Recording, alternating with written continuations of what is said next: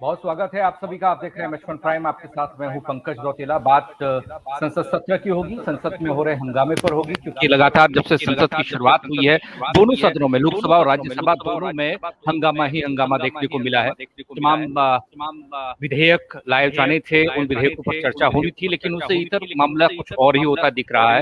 हर रोज संसद शुरू होती है, उम्मीदें जगती हैं, लेकिन शाम होते होते कई बार स्थगन के बाद अगले दिन तक के लिए स्थगित हो जाती है। अब तक तो कुछ ऐसा ही देखने को मिला है। एक रिपोर्ट के जरिए थोड़ा समझ लेते हैं कि किस तरीके से संसद की कार्यवाही हो रही है। हो हल्ला हो रहा है और विपक्ष की भूमिका सिर्फ हो हल्ले की है या फिर उससे इतर भी कुछ और हो सकता है, क्योंकि इस तरीके से संसद चलेगी तो देश की आम जनता क्या सोचेगी, उसके पैसे का, उसके टैक्स के पैसे का जो उपयोग हो रहा है उसे बर्बादी के तौर पर देखा जा रहा है। थोड़ा सा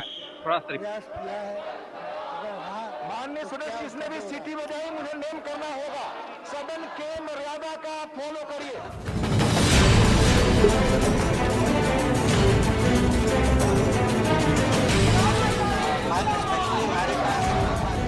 ये नजारा है देश की संसद का। संसद के मॉनसून सत्र में लगातार हंगामा हो रहा है और एक दिन संसद नहीं चल पाई। चाहे लोकसभा हो या हो राज्यसभा, दोनों सदनों में हंगामा ही हंगामा हो रहा है।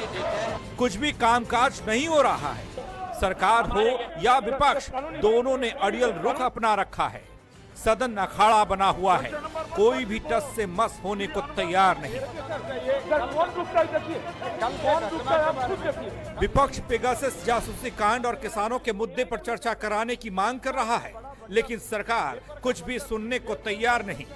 संसद के अंदर हंगामा बरपा हुआ है, मर्यादाएं टूट रही हैं। संसद की जो गरिमा थी उसको बार बार भंग किया जा रहा है और मजबूरन स्पीकर को संसद को बार बार स्थगित करना पड़ता है। ये सिलसिला मॉनसून सत्र में लगातार चला रहा है। सदन जैसे ही शुरू होता है हंगामा और सिर्फ हंगामा होने लगता है। Secretary of state honourable prime minister had tweeted and I quote part of the tweet. I welcome president Biden strong commitment to strengthen Indo US strategic partnership.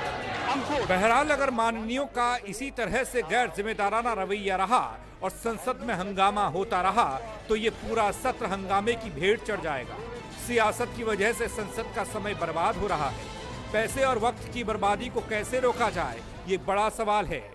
अलग अलग आधारभूत ढांचा बनाने का काम किया। सदन नहीं चल पाता है तो फिर नाकाम नादाम की नीति क्यों नहीं लागू की जाए। Bureau report, MH1 prime. तो सवाल कई मेहमान हमारे साथ हैं, उनसे आपका तारुफ करा दूं। जिस तरीके से संसद में दोनों सत्रों में हंगामा हो रहा है, उस हंगामे के बीच सबसे बड़े सवाल ये है कि कैसे आम जनता देख रही है कार्यवाही को, क्योंकि अक्सर एक उम्मीद जगती है, तमाम तरह की कार्यवाहियां संसद में होती हैं, जनता के भले के लिए तमाम विधेयक लाए जाते हैं। हालांकि इस होल्ले के बीच भी कुछ विधेयक का पटल पर रखे गए हैं और बिना बहस के कुछ विधेयक पास भी हो गए हैं। हमारे साथ वीरेंद्र बब्बर साहब हैं बीजेपी से, रमेश ठाकुर साहब वरिष्ठ पत्रकार हैं, योगेश जी हमारे साथ हैं विश्लेषक। चर्चा की शुरुआत आज विश्लेषण के साथ ही होनी चाहिए। योगेश जी, मैं आपके जरिए ही चर्चा की शुरुआत करने जा रहा हूँ और सीधा सवाल ये है कि सदन चल नहीं रहा, काम हो नहीं रहा है। तकरीबन तीसरा हफ्ता शुरू हो गया और तीसरे हफ्ते के पहले दिन ही हंगामा देखने को मिला। मतलब चाहते क्या है विपक्ष, क्या चाहता है, काम क्यों नहीं होने दिया जा रहा है? बिजनेस कहते हैं, संसद का बिजनेस जो होता है सदन का, वो नहीं हो रहा है। ये पंकज भाई प्रश्न आपका किससे है? योगेश जी आपसे। अच्छा जी, देखिए 7 दिनों में लगभग 54 करोड़ रुपए का, इनको बहुत हो रही है आवाज में, मैं अपनी बात बोल देता हूँ। 7 दिन में 54 करोड़ रुपए का अब तक खर्चा हो चुका है और कोई किसी की बात न सुनने को राजी है न मानने को राजी है। अगर संसद में ये बातें होंगे कि मुझे किसी ने बिहारी गुंडा कहा, मुझे किसी ने चापलूस कहा, इन सब बातों के लिए क्या संसद चलती है? ये तो हम चीजें जो है ना एक बहुत छोटे स्तर पर इन चीजों को समझते हैं, लेकिन आज पक्ष हो विपक्ष हो अपने मुद्दे को इस तरीके से उन बातों को कहता है जिसका उस संसद में उस मंदिर में कोई अर्थ नहीं उठता। काम की बातें इतनी हैं, मुद्दे इतने हैं, तमाम चीजें ऐसी हैं जिसको अगर हम सही तरीके से रखें और उससे जनता और देश का भला, उस ओर ना कोई जाना चाहता है ना उस ओर कोई ध्यान देता है। इधर मौजूदा सरकार जो है वो अपनी आगे किसी को कुछ चलने नहीं देती है, उधर दूसरी ओर विपक्ष भी उन मुद्दों को रखता है जिससे सरकार सेटिस्फाई नहीं हो पाती है। तो कुल मिलाके इसकी जो हानि है, जो 7 दिन में अभी 54 करोड़ रुपए का अभी हर्जाना ये जो अभी बताया जा रहा, आंकड़े जो बताए जा रहे हैं, ये कहीं ना कहीं निंदनीय और दुर्भाग्यपूर्ण है। मुझे लगता है कि ऐसी चीजों को लेके कोई ऐसी चीज होनी चाहिए, कुछ ऐसा कोई नियम कानून होना चाहिए जिससे इतने समय की बर्बादी ना हो। देखिए स्पीकर साहब ने खुद नाराजगी जताई है कि ये संसद चल रही है या मजाक हो रहा है। तो इन सब चीजों के बाद अगर ऐसी चीजें इतने बड़े लोकतांत्रिक देश में ये चीजें जब सामने आती हैं, तो मुझे लगता है कि आज की जो स्थिति है वो कहीं सही दिशा की ओर नहीं जा रही है। चूंकि किसी भी चीज की एक लिमिट होती है, एक चीज का एक जिसे बोलते हैं कि एक उसका एक अर्थ होता है। यहाँ अर्थहीन और बिना लिमिट की चीजें और बेतुके मुद्दों के साथ संसद चल रही है। तो देखिए जो इस समय सरकार में जो मौजूदा केंद्र सरकार होती है, हमेशा सवालिया निशान उसी पे ही खड़ा होता है। चूंकि वही उपस्थिति की अनुपस्थिति अगर दर्ज कराएगा तो विपक्ष क्या करेगा, और विपक्ष अपनी बात नहीं कहेगा और इस तरीके से बिखरेगा तो भी संसद कैसे चलेगी। दोनों के रुख इख्तियारों में बहुत कमी है और ऐसे संसद का चलना हमारे लोकतांत्रिक देश के लिए बहुत चिंताजनक और दुर्भाग्यपूर्ण है। पंकज भाई, बब्बर साहब, आपने सुना होगा जिस तरीके से सोनी साहब कह रहे हैं। अब मुझे ऐसा लगता है कि जब विपक्ष इस तरह का रवैया सदन के अंदर अख्तियार करता है तो सरकार के लिए निकलने का एक मौका होता है। देखिए जी, हम तो चर्चा चाहते हैं लेकिन विपक्ष चाहता नहीं है, वो करने नहीं दे रहा है, तो हम क्या करें? आप क्या कहेंगे? देखिए निश्चित रूप से पंकज जी, सबसे पहले तो मैं सोनी साहब की एक बात को थोड़ा सा करेक्ट करना चाहूंगा। सोनी साहब ने कहा लगभग 50-58 करोड़ रुपए की बात की, लगभग 300 करोड़ रुपया। आज संसद का 11वां दिन है, लगभग 5 लाख रुपया राज्यसभा और लोकसभा, जब हम दोनों सदनों की बात करते हैं तो लगभग 5 लाख रुपया 1 मिनट का खर्चा आता है, यानी कि 3 करोड़ रुपया 1 घंटे का। और लगभग एक दिन में सामान्यतः 6 घंटे संसद चलने की परंपरा रही है, अगर आवश्यकता पड़े तो इसे बढ़ाया जा सकता है जी। और आज 11वां दिन है, अगर हम छुट्टी काट दे तो लगभग 66 घंटे में केवल 6 घंटे के आसपास काम हुआ है अब तक, वो भी जो पहले दिन राज्यसभा में थोड़ी जो राज्यसभा की कार्रवाई चली। लगभग 300 करोड़ रुपया देश के टैक्स पेयर का मिट्टी कर दिया इन सांसदों ने। आज जो विपक्ष की भूमिका है, मैं बताऊं आपको, लगभग 70 लाख रुपया एक सांसद के ऊपर सालाना खर्चा आता है, उनकी सैलरी, उनकी एयर टिकट, उनकी रेल टिकट वगैरह डाल करके। और इसके बाद अगर हम इससे आगे जाए तो उनकी गाड़ी, बंगला और जो इनको सिक्योरिटी और जो अलग अलग प्रकार के पेट्रोल अलायंस वगैरह वगैरह जो मिलता है, तो ये बहुत ज्यादा हो जाता है। ये टैक्स पेयर का पैसा है। और मैं ये पूछना चाहता हूं, क्या कोई एक भी सांसद इसमें से बोलेगा कि इतने घंटे मैंने काम नहीं किया इसलिए मुझे सैलरी ना दी जाए? और जहां तक बात है ये पेगासस जिसको लेकर के, संसद चलने से पहले की अगर मैं आपको बात करूं तो विपक्ष ने जो एजेंडा दिया था उसमें 3 विषय थे। उसके अंदर किसान आंदोलन, कोरोना की त्रासदी और बढ़ती महंगाई, इन 3 विषयों के ऊपर बहस चलने की बात थी। आइए बैठिए, बहस करिए। और जहां तक बात है पेगासस की, पेगासस क्या है मेरे को एक बात समझ में नहीं आती। एक विदेशी मीडिया के 2, 4, 5, 10 अखबारों में खबर आई, उसकी ग्राउंड के ऊपर आप चाहते हैं कि इसकी जांच हो जाए। आइए ना बहस करते हैं, बात करते हैं। बात करने से कौन मना कर रहा है? हालात वो बन गए हैं कि कौवे ने कहा, किसी ने कहा कौवा आपका कान ले गया, और अपना कान देखे बिना हम कौवे के पीछे भागना शुरू कर दे। किसी ने कहा कि आपकी रिकॉर्डिंग हो रही है, भाई करेंगे, जांच करेंगे, आप FIR करवाइए, अपने फोन जमा करवाइए, कौन मना कर रहा है? परंतु जिस प्रकार से देश की जनता के टैक्स पेयर के पैसे को खराब कर रहे हैं, जो महत्वपूर्ण विधेयक इस दौरान संसद में पास होने चाहिए, जो देश के विकास के साथ जुड़े हुए हैं, जिस प्रकार से कोरोना की जब हम बात करते हैं, 3rd लेयर आने की बात चल रही है, न जाने उस समय भविष्य में क्या छुपा है, आप उसके ऊपर चिंता नहीं कर रहे। अंदर बैठ करके आप पेगासस पे शोर मचाते हैं, बाहर आप ट्रैक्टर ले जाकर के किसानों के बीच में खड़े हो जाते हैं कि हम आपकी बात रखना चाहते हैं, सरकार हमें अंदर बोलने नहीं दे रही। देश को भी दिग्भ्रमित कर रहे हैं, जनता को भी मायूस कर रहे हैं, और संसद में भी अपना उपहास उठा।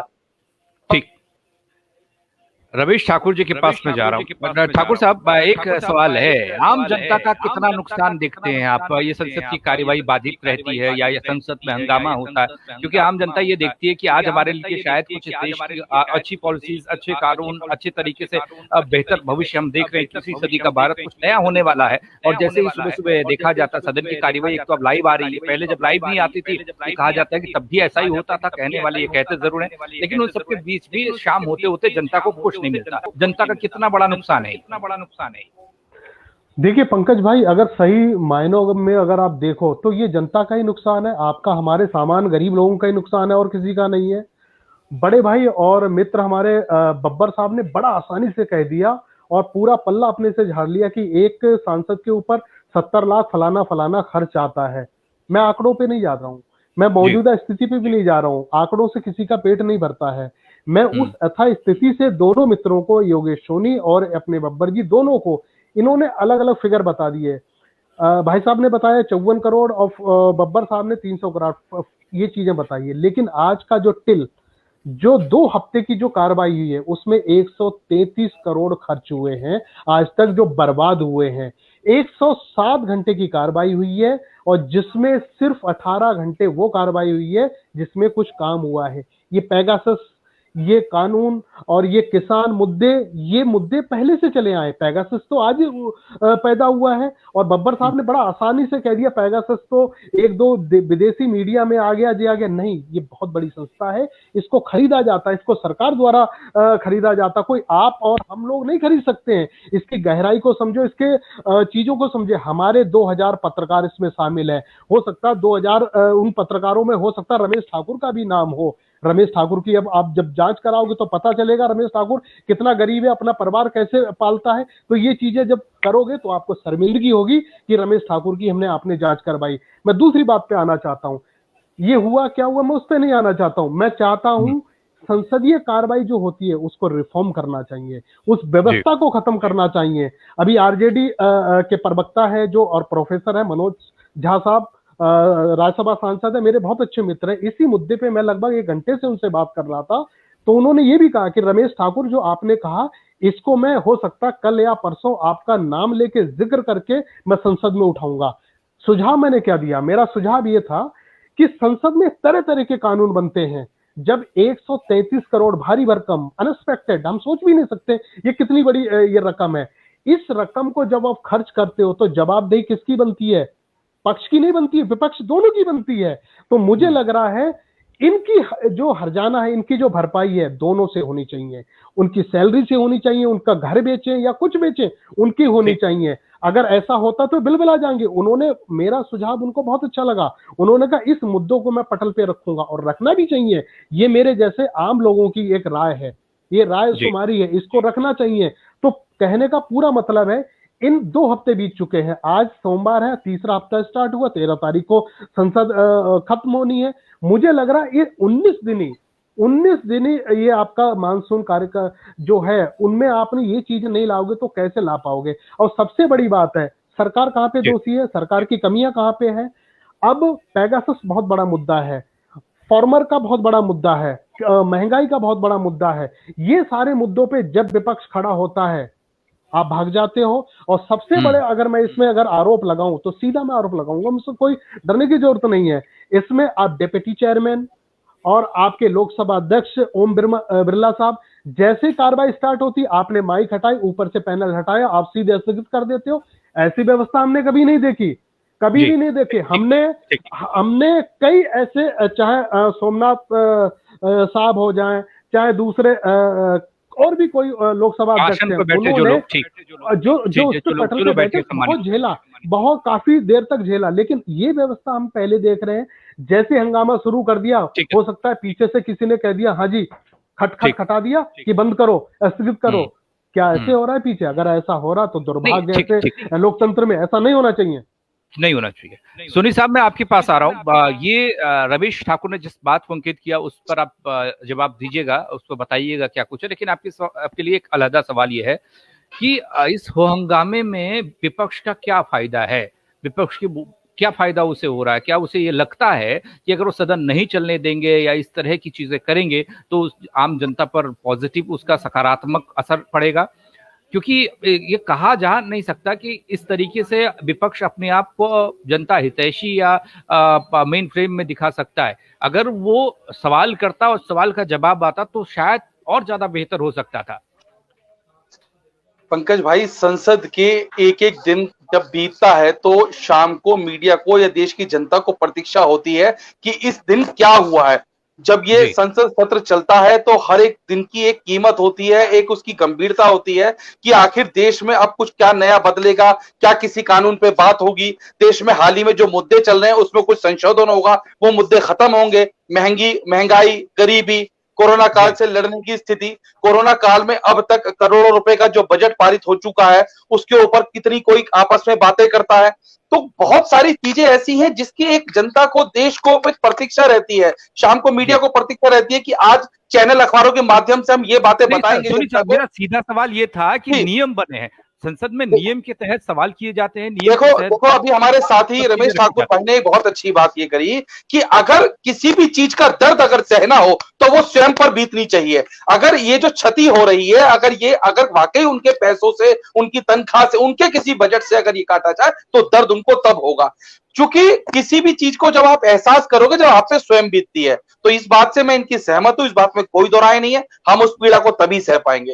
दूसरी बात ये रहती है कि मैंने आपको बताया ना, जैसे पेगासस जैसा मामला जिसकी कोई प्रमाणिकता ना पक्ष के पास ना विपक्ष के पास, वो मुद्दे आखिर उस बोलने को, बताने को, उसमें ऐसी चीजों को क्या है, अपनी जात, अपनी वो ये कह देते हैं कि मुझे ये बिहारी गुंडा का, जैसे मैंने पिछले चंक पे कहा, वो सब बातें इस महत्वपूर्ण सत्रों में, इस महत्वपूर्ण दिनों में जो लाखों करोड़ों रुपए की स्थिति जो बजट से चलती है, उसमें इन बातों के सिवाय देश के लिए कोई ऐसी बात करी जाए जो हाल ही के मुद्दे, उन पे कोई गंभीरता दिखाई जाए तो कुछ बेहतर है। ऐसे सत्र अगर संसद सत्र चलेंगे तो उसका फायदा किसको मिलेगा?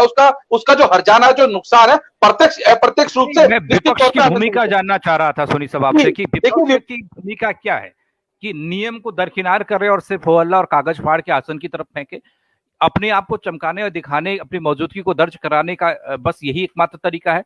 पंकज भाई, सही भी ये होता कि अगर सवाल करते, जवाब लिए जाते, देश देखता। पंकज भाई, तो सरकार पिछले दशक भर में राजनीति की परिभाषा बहुत बड़े स्तर पे, बहुत अलग स्तर पे बदली है। ये आप और हम भली बात ही देखते हैं। जब आप स्वयं किसी कार्रवाई को नहीं होने देंगे और जब उसके पीछे इस तरीके का एक प्रोपेगेंडा बन जाएगा, एक तरीके की ऐसी स्थिति आ जाएगी, तो उसमें हम कहां किसी मंजिल पे या किसी अपने उद्देश्य को पूरा कर पाएंगे।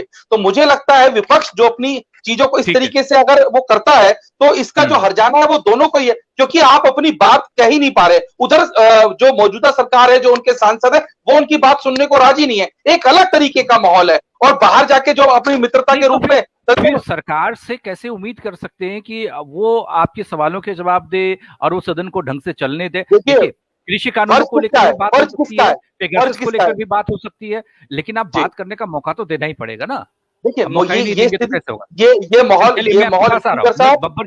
स्पीकर साहब, वो दिया जा रहा है बार बार। वो कहते हैं कि देखिए सर्वदलीय बैठक भी होती है, उस बैठक में भी अपील की जाती है, तमाम नेता कहते हैं जी जी बढ़िया, सदन बढ़िया चलेगा, हम सहयोग करेंगे। लेकिन जब सदन के अंदर पटल पर पहुंचते हैं तब वो सहयोग करने वाली बात जो सर्वदलीय बैठक के दौरान अध्यक्ष साहब के सामने कही जाती है वो कहीं गायब हो जाती है। मैं आपके पास आऊंगा, ऑन द कैमरा जी। हाँ ठीक है, वीरेंद्र बब्बर साहब, ये जो है ना काम नहीं तो पैसा नहीं, ये क्यों नहीं लागू किया जाता है? आप कुछ क्या कर रहे हैं? आप संसद, आप सदन में जाते हैं, आप क्या हो हल्ले से बस हो जाएगा, काम चल जाएगा? मैं किसी पर्टिकुलर पार्टी या सांसद की बात नहीं कर रहा हूँ, मैं सभी के लिए कह रहा हूँ, चलाने की जिम्मेदारी सबकी है। देखिए पंकज जी, मैं एक बात इसमें कहना चाहूंगा। देखिए पेगासस क्या है? देखिए इजराइल की एक सर्विलेंस कंपनी जिसका नाम NSO है। पेगासस तो मामला ही नहीं है ना सर। पेगासस कब आया? मॉनसून सत्र शुरू हो रहा था, एक दिन पहले पेगासस का मामला है। पूरे पंकज जी, मैं आप ही की बात पे आ रहा हूँ। पंकज जी, आप ही की बात पे आ रहा हूँ। पेगासस की वजह से तो संसद नहीं चल रही ना। पेगासस की वजह थी तो चीजें रोक रखी है। जब आपने एन राम जी के याचिका करता है, कपिल सिब्बल साहब एडवोकेट हैं सुप्रीम कोर्ट के अंदर, आपने रिट लगा दी, चीफ जस्टिस साहब ने इसे इस हफ्ते सुनना है। तो जब आपने पेगासस पे सुनवाई के विषय के लिए आप सुप्रीम कोर्ट चले गए सुप्रीम कोर्ट में आपकी रिट एक्सेप्ट हो गई, सुनने के लिए आपको समय मिल गया, आपकी जो ग्रीवियंस है आप सुप्रीम कोर्ट में अपनी बात रखने वाले हैं, इसमें दिक्कत क्या है? अब दूसरी बात जो आती है जाकर के, पेगासस की वजह से संसद ना चलना, तो सर जिम्मेदार कौन है? आप एक बात को समझिए, हमें भी खिलाओ नहीं तो खेल में बंडा डालेंगे। आप समझिए, गलती आप करें, संसद आप ना चलने दें। संसद में विपक्ष की भूमिका किस प्रकार से नकारात्मक है। आईटी मिनिस्टर बयान दे चुके हैं, जब आईटी मिनिस्टर बयान देना चाहते हैं उनके हाथ से कागज लेके लोकसभा के सम्मानित सांसद फाड़ देते हैं। लोकसभा के सम्मानित सांसद टीएमसी के किस प्रकार से संसद के अंदर संसद की गरिमा को ठेस पहुंचाते हैं, उन कागजों को फाड़ देते हैं, उसके बाद भी आईटी मिनिस्टर जवाब देते हैं। फिर आप जिद करते हो कि प्रधानमंत्री बयान दे, होम मिनिस्टर बयान दे।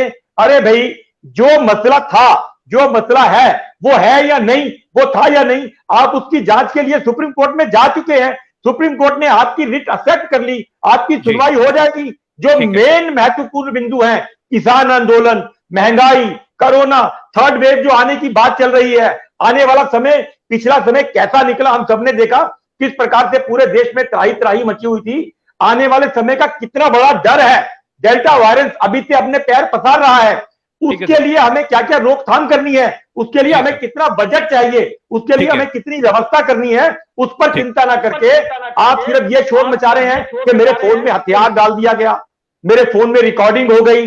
हम बोलते हैं एफआईआर लिखाइए, फोन लाइए, ना आप एफआईआर लिखाते, ना आप फोन लाते, केवल और केवल एक सूत्री कार्यक्रम के संसद नहीं चलने देंगे। यही सवाल मैंने किया था कि विपक्ष अगर इस तरीके से एक्टिविटी करेगा, इस तरह से रिएक्ट करेगा, तो बब्बर साहब जैसे लोगों को या बीजेपी को या सत्तासीन लोगों को बचने का मौका मिल जाएगा। वो गलत नहीं है।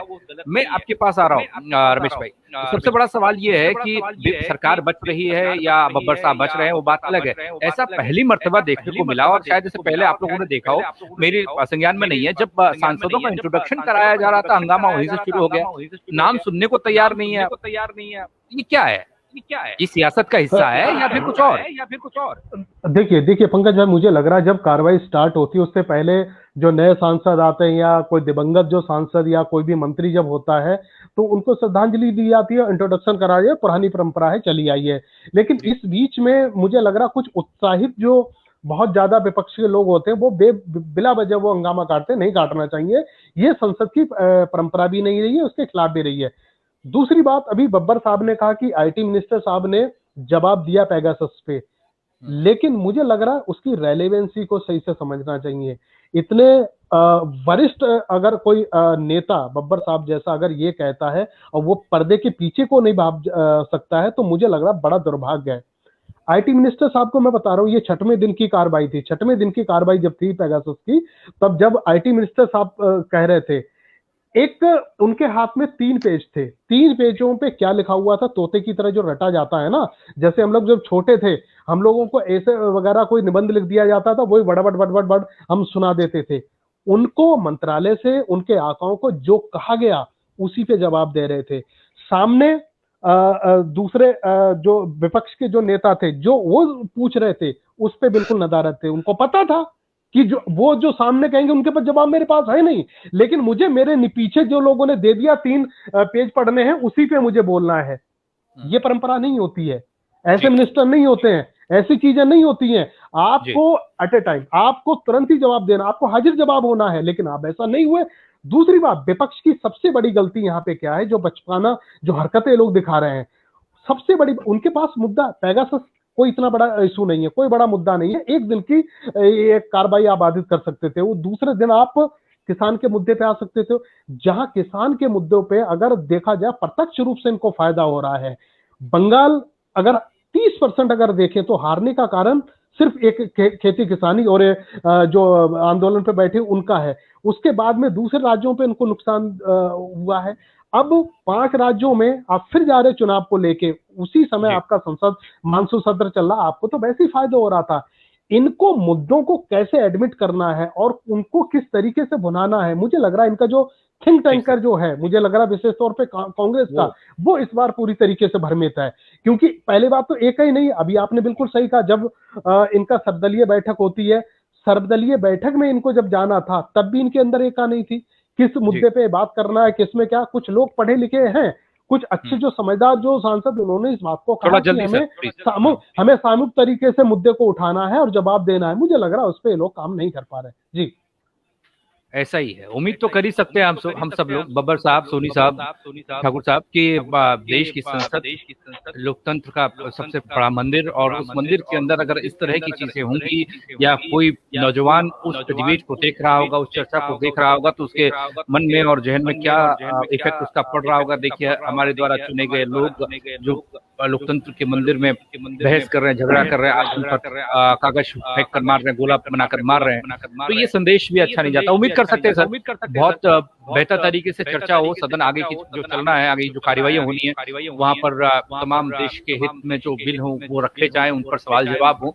और नौजवानों और देश को कुछ सीखने और कुछ देखने को मिले, कुछ समझने को मिले। बहुत शुक्रिया आप सभी का हमारे साथ जुड़ने के लिए। तो उम्मीद तो कर ही सकता है हर इंसान की देश की संसद में उसकी बेहतरी के लिए काम हो, ना कि सिर्फ और सिर्फ चिल्लाना, हंगामा करना, और सिर्फ इतना ही नहीं, इसके अलावा भी बहुत कुछ बाकी है अभी करना इस देश। बहुत शुक्रिया आप सभी का हमारे साथ जुड़ने के लिए।